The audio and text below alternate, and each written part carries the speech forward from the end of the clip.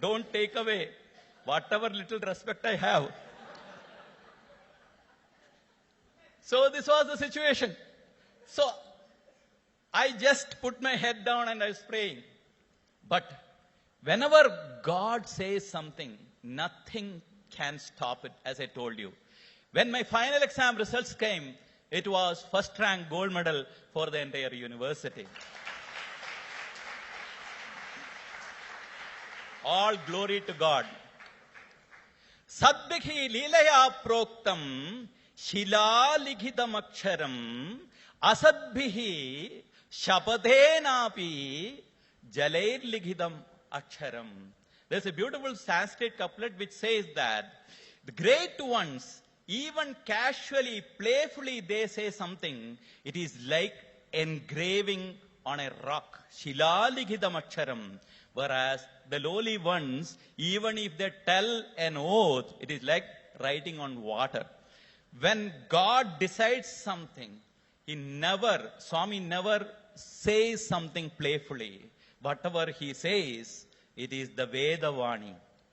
And after finishing my MA philosophy, I came back in 1982 in Prashant Nilayam. Of course, the philosophy department was not there. So Swami commanded me to go and teach Vedam for all the children in the higher secondary school.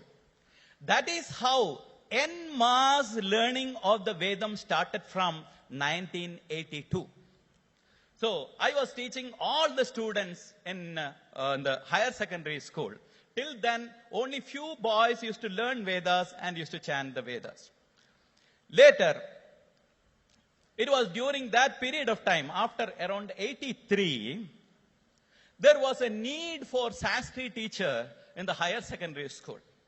So the principal went and approached Swami. Swami, we need a Sanskrit teacher in higher secondary school. Swami said, that Vedanarayan is sitting there jobless, take him. Now regarding my Sanskrit, I have to tell you something. In my school days, in my 8th grade, my father, he wanted me to learn Sanskrit so much. So with his influence, he managed to get a Sanskrit teacher for our school. But it was a disastrous subject for me. I couldn't make out the head and tail of it. All the time I was cursing myself. And I remember that after my 10th class examination coming back home, and I told father, for your sake, I took this subject. Never again in my life I am going to touch this Sanskrit. Now this is my background. Okay. So when principal called me and told, I have good news for you. What, sir? Swami has told he is going to send you for teaching Sanskrit. I said, what? You mean Sanskrit? No way. Because that is one subject I hate most. And I don't know anything about it. Honestly, I don't know anything. But with Swami, you have to be very, very careful. You have to be mentally prepared. So what I did, I went and borrowed some books from the higher secondary school to find out what the syllabus is like. I could not make anything out of it.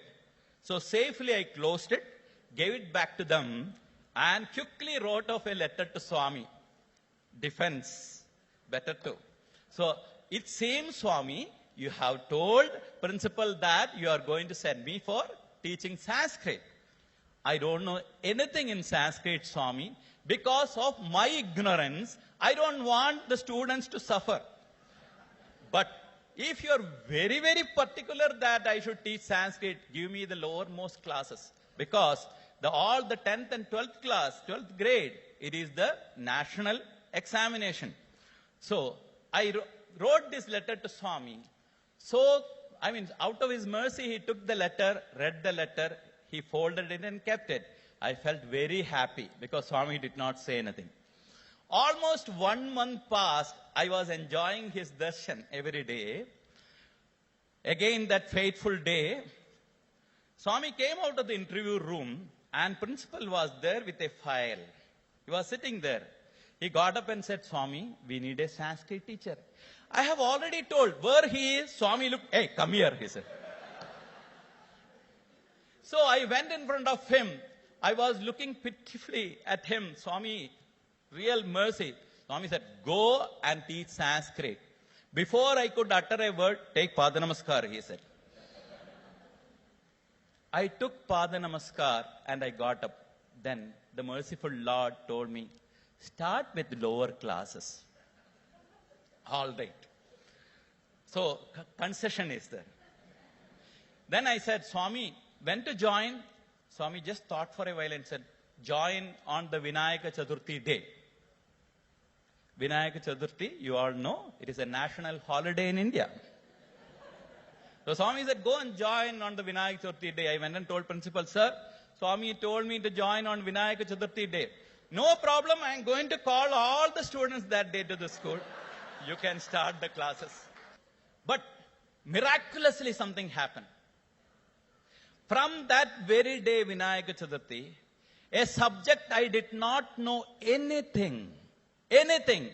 By looking at it, all things, all the grammar, I started understanding in no time. That is the grace of the Lord. The moment he said, take my Pada Namaskar, Nimittamatram Bhavasabhyasaji, he says in Bhagavad Gita, you become a mere instrument. Do you think you are doing it? Take refuge in me. Sarva dharman parityajya. Mam ekam charanam braja. Aham tvam sarva papebhyo mokshayishyami.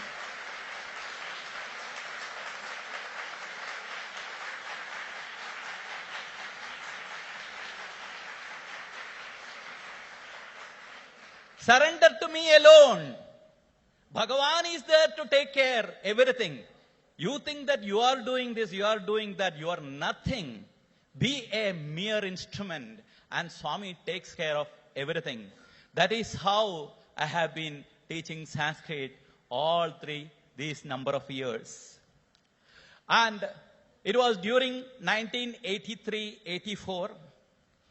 I was staying in Prashantinilayam. Swami has given me in the old, it is called the old hostel, because first when the college started, it is extension of East Prashanti. There was a small room is there. So I was staying there and I used to lead a very rigorous life. Get up early in the morning at 2:30, have cold water bath, do Surya Namaskar, do the meditation, do the japa. Always, it was an amazing time, totally focused on Swami. It was an amazing time. And during that period of time, my health was perfectly well. I did not have any problem. And due to the seasonal changes now and then, if I used to have some kind of, health issues, like cold and cough, I used to take little Swami's Vibhuti, and that's it. Everything used to be fine. And it was during that period of time, it all started with diarrhea. Next day, vomiting and high fever. See, I for one would never ever want to miss Swami's darshan. In fact, that is the greatest wealth today I have. I think almost every day, morning and evening, if I am there in Prashantinilayam, I had that day Swami's darshan. I never missed even one darshan. So, because this was too much for me, I could not go for Swami darshan for 2 continuous days. Then I sent a letter to Swami. Swami, I am suffering from high fever and vomiting and diarrhea. Look at Swami's compassion. Swami that time called Mr. Kudumbarao, who was in charge of Prashantinilayam then. Swami called him and said, see, this boy is suffering. Why don't you take one doctor and show? So doctor came that day, Kudumbarao, to that old hostel. And the doctor examined me and asked, so, for how long are you having? I said, last 3 days, sir. Last 3 days. What medicine did you take? I took Swami's Vibhuti, sir. He said, what? Swami's Vibhuti? What is wrong with you? You're all educated class. Do you think only by eating Swami's Vibhuti you are going to get cured like this? So Kudumbarao was more cleverer. He said, you know, along with Swami's Vibhuti, if you take medicine along with Swami's Vibhuti, The vibhuti will act as a catalyst, so you'll get cured fast. Good. So the next day, what had happened? The doctor has to go and report to Swami. And he went and told Swami, Swami, the boy is having last 3 days diarrhea and vomiting and high fever. And he has not taken any medicine. He is eating only your vibhuti. All-knowing Lord. Mind you, Bhagavan is the doctor of doctors. He is the lawyer of lawyers. He knows everything. But when a person who has studied a particular knowledge, a branch, and who has got a degree, when he comes and says, Swami, this is the right thing to do, Swami says, yes. So Swami said, did he do that? Very, very wrong. So Swami also added to the fuel. So the doctor came, he was very upset with me. He said, I have to take you to the hospital, general hospital. So that was the Shivaratri time. And the previous Shivaratri, they have just opened, it was a small building. Before the hospital was on the mountain top, that had just shifted to the new building. On the Shivaratri day, Swami had opened that. So he has shifted me to that hospital room. And on the Shivaratri day, the hospital was completing the first anniversary, and Swami had told them that I am going to come to hospital. So I was admitted in the hospital. It was on the Shivaratri day. Swami did come to the hospital, and he came straight to the room where I was lying. He came and said, you fellow, you deserve it. You deserve it. When you are sick, you don't take medicine. Swami then said, you eat only vibhuti. I said, Swami, give me prasadam. For you, I'll never give you, he said. He scolded me nicely. Then he went to the other room where the doctors have arranged. Those were the good old days that Swami used to even allow to do pada puja. So the doctors have asked, Swami has asked, what do you want for first anniversary? They said, Swami, we wanted to do your pada puja. Then Swami said, yes. So those were the good old days. Swami used to sit and they used to wash Swami's feet nicely, and they used to apply the sandal paste. And just imagine God sitting in front of you and doing the Ashtottara Nama of the Lord. After finishing almost half an hour it took, the loving Lord came back to my room again.